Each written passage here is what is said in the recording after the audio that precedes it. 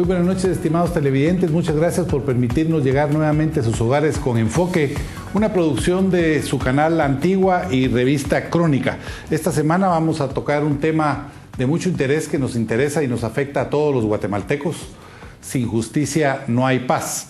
De eso vamos a hablar con Cintia Fernández. Ella es coordinadora del Departamento de Análisis Jurídico de ACIES. Cintia, muchas gracias por estar con nosotros.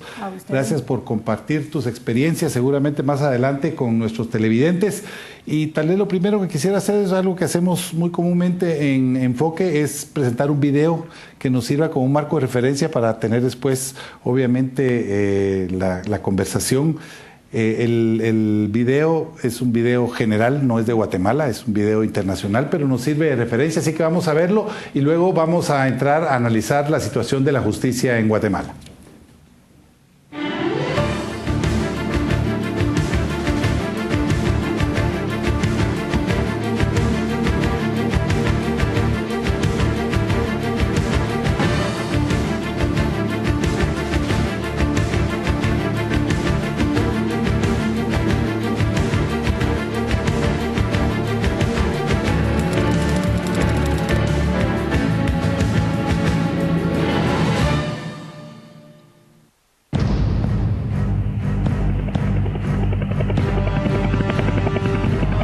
Presunto criminal es conducido a tribunal. Algunos procesos están rodeados de este aire espectacular. Otros atraen la atención mundial por su carácter histórico o político. Today, as never before, we see international justice in action. Tribunales especiales juzgan los crímenes más monstruosos como los de genocidio. Pero la mayoría de los juicios no gozan de ese atractivo mediático. A cualquier hora del día, en muchos lugares del mundo, está teniendo lugar algún proceso judicial. A menudo solo dirimen pleitos de escasa trascendencia, pero en todos late el ansia de justicia propia del ser humano. ¿Justicia? ¿Qué entendemos por justicia? Y el entendimiento de la justicia consiste en que se trata de relaciones justas. La palabra justicia viene del latín ius, que significa derecho. Pero no derecho en el sentido del derecho a mi autonomía, el derecho a mi propia vida, sino un derecho que establece que estoy en una relación justa contigo. La justicia es un orden en las relaciones humanas, un orden que es fundamental para que no se produzcan abusos entre nosotros.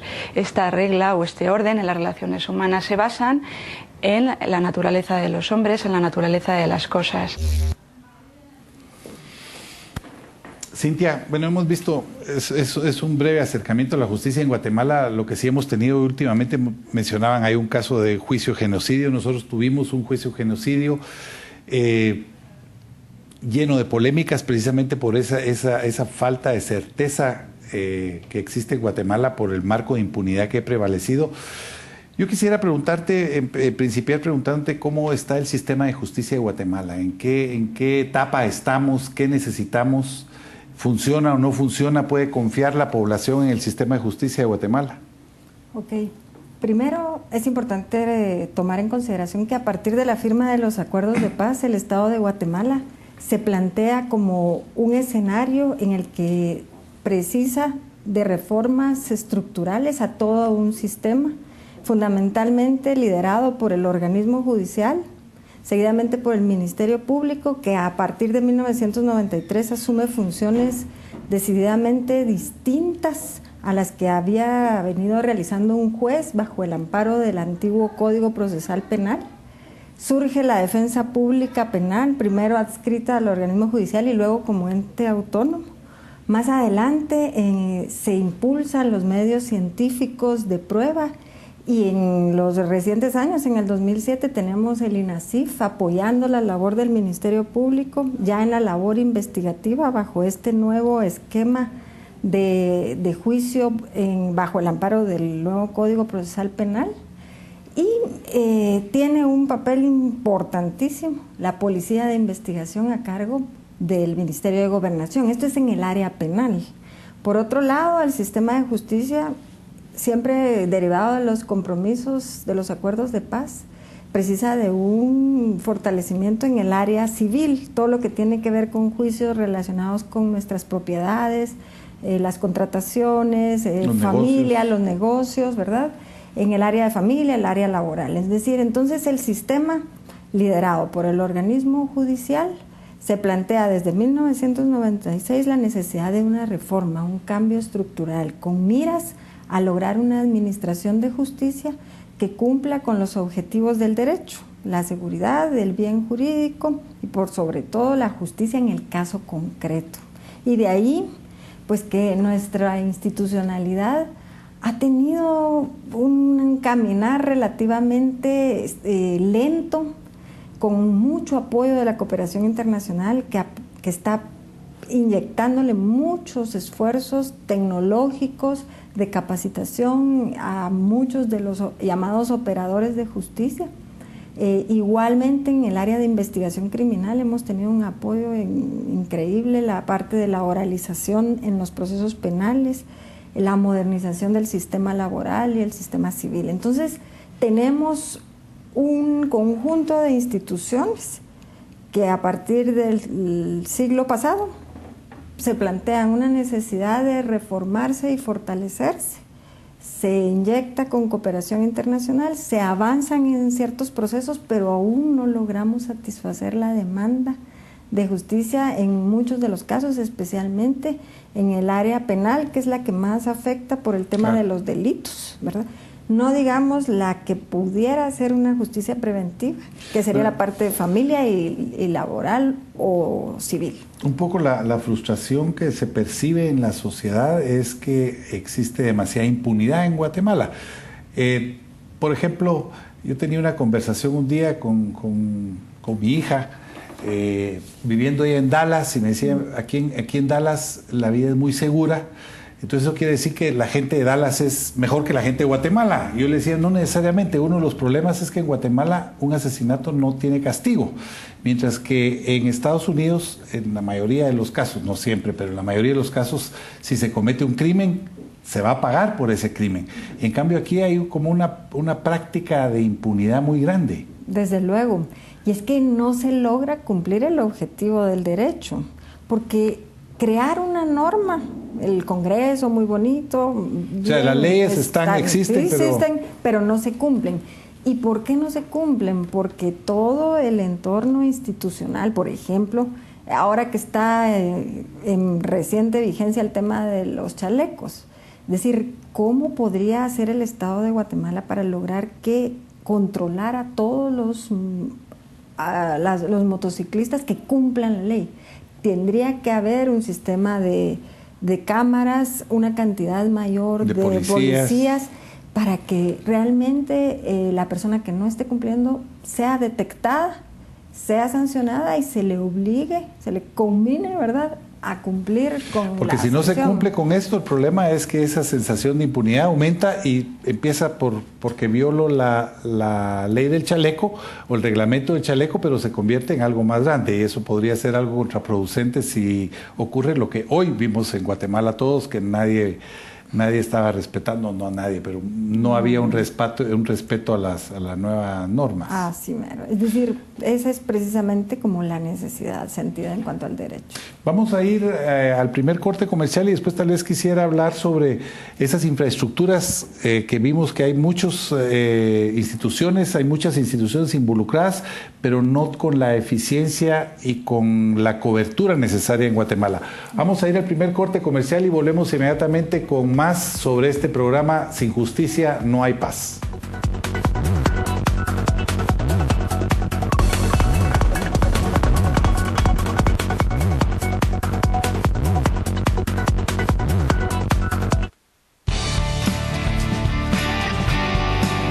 Estamos presentando Especiales de Canal Antigua. Lo importante y trascendente, periodismo en profundidad, solamente en Crónica, su revista. Lea esta semana: desnutrición y educación, flagelos del desarrollo. Se incrementan los préstamos en dólares, letargo en reformas electorales, las penas de Nokia, un karateca de talla mundial. Esto y más, solamente en Crónica, su revista.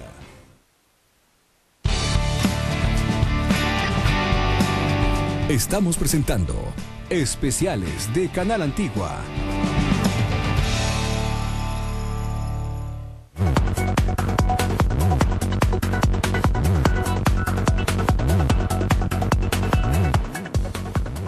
Estamos de vuelta con Enfoque esta noche tocando el tema Sin justicia no hay paz. Y está con nosotros Cintia Fernández del Departamento de Análisis Jurídicos de ACIES. Cintia, en el bloque anterior nos quedamos conversando un poquito tal vez sobre la dimensión de la cobertura del sistema de justicia. Hablamos que está el MP, la CC, la Corte Suprema, los tribunales, etcétera, el Ministerio Público. Pero ¿qué pasa en el interior con tanto linchamiento, tanta justicia por propia mano? Eso también es una sensación de un pueblo que siente que su sistema de justicia no funciona y por eso deciden a veces tomar la justicia por propia mano. No es una justificación, pero sí una explicación. Desde luego, la Constitución plantea la necesidad de que todas las instituciones, no solo las de justicia, sino el Estado en su totalidad, llegue a la población. Hay muchos sectores, hay muchas áreas del interior de la República en donde no es posible. Le mencionaba yo hace un momento un dato importante, la defensa pública en Guatemala, que tiene presencia en los 22 departamentos, no llega hacia los municipios más importantes de una manera pronta. Y somos el país de Centroamérica con menos defensores que el resto de nuestros connacionales. Teniendo más población Guatemala. Totalmente. En el caso del Ministerio Público, las fiscalías igualmente tienen presencia en los departamentos, pero en los municipios nos quedamos cortos. En el caso del organismo judicial sí tenemos un juzgado de paz por cada municipio. Sin embargo, el juzgado de primera instancia está a lo más en el departamento, en la cabecera departamental o en otros departamentos afín, en más, llamémosle, de importancia o de necesidad, por cuestiones muchas veces de criterios no atendiendo a la conflictividad, sino aspectos de infraestructura disponible y otros criterios que no han sido los determinantes para atender la necesidad. Entonces, ¿qué sucede? Que el Estado no está llegando a resolver el conflicto a través del sistema de justicia y no lo está atendiendo preventivamente a través de la justicia civil, de la justicia que atiende los problemas cotidianos de una familia que no tiene pensión, de alguien que está teniendo violencia intrafamiliar, que una persona que es despedida sin contar con todos los recursos disponibles para poder plantearse una negociación con el patrono. En fin, todo este tipo de circunstancias generan, entre otras causas mucho más estructurales, una problemática que el sistema de justicia tiene la obligación de atender a través de la resolución del caso en un juicio, pero que no lo está logrando porque la cobertura no llega. Hay esfuerzos que hay que reconocer. Los centros de mediación, hay 79 en toda la República, están ubicados en áreas que sí hay conflictos. Donde hay conflicto. Pero eso no se complementa con la presencia de policía preventiva, policía comunitaria, que atiende la necesidad.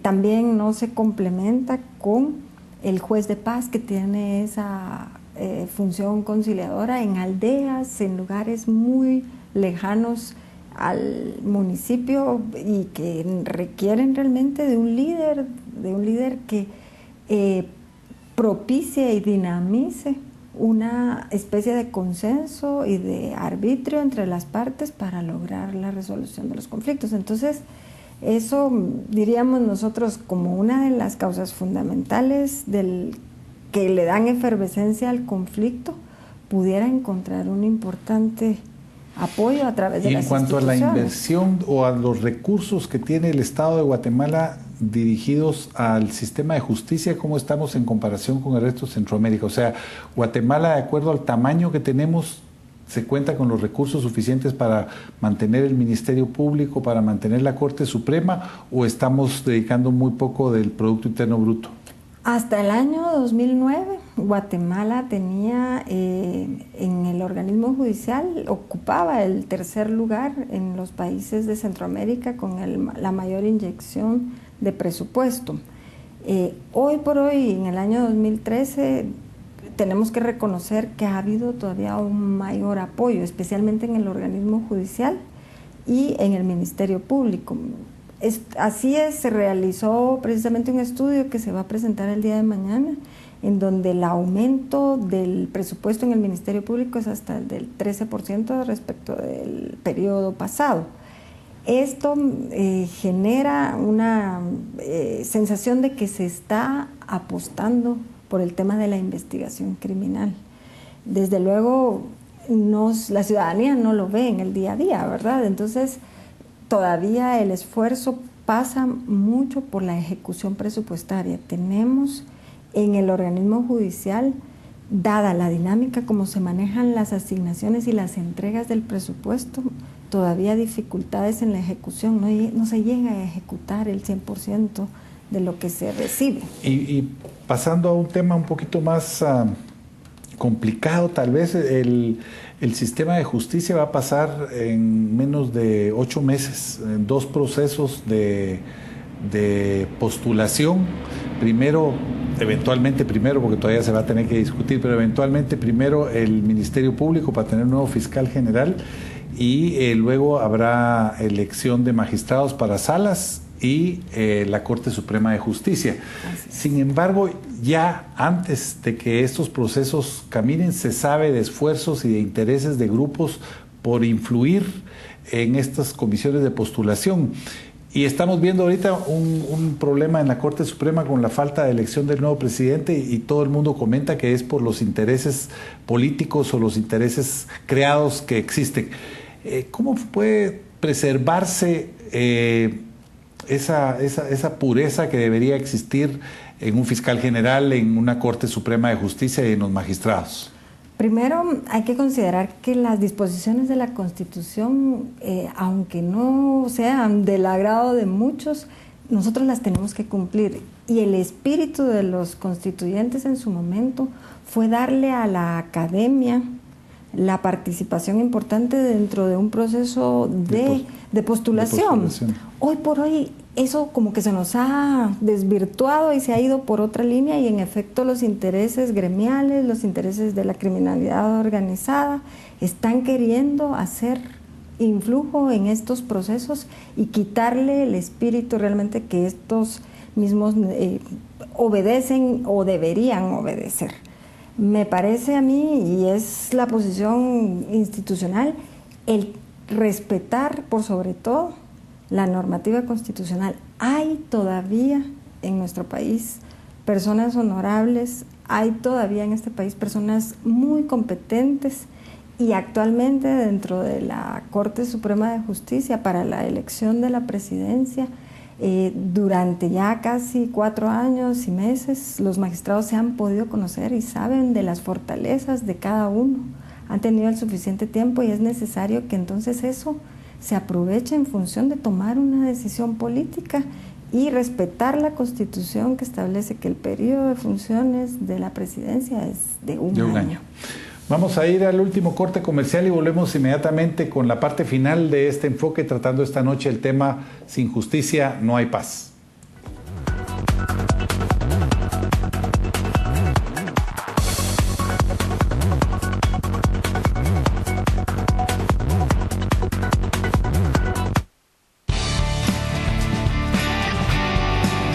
Estamos presentando especiales de Canal Antigua. Lo importante y trascendente, periodismo en profundidad, solamente en Crónica, su revista. Lea esta semana. Desnutrición y educación, flagelos del desarrollo. Se incrementan los préstamos en dólares. Letargo en reformas electorales. Las penas de Nokia. Un karateca de talla mundial. Esto y más, solamente en Crónica, su revista.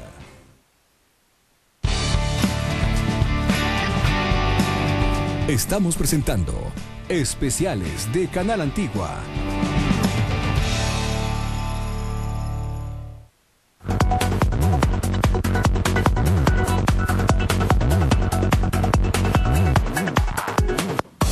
Estamos de vuelta con Enfoque esta noche tocando el tema Sin justicia no hay paz y está con nosotros Cintia Fernández de Así es. Cintia, Nos quedan ya pocos minutos para terminar el programa, pero creo que es interesante concluir con el tema de la elección de presidente de la Corte Suprema de Justicia, que se ha entrampado, no es la primera vez.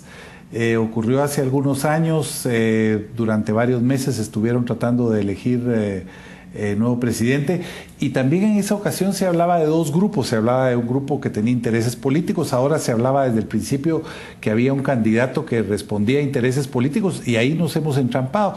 ¿Cuál es el mensaje que recibe la población al darse cuenta que sus máximas autoridades en el tema de justicia pues no se ponen de acuerdo para una elección que es mandato constitucional? Desde luego hay un mensaje muy negativo.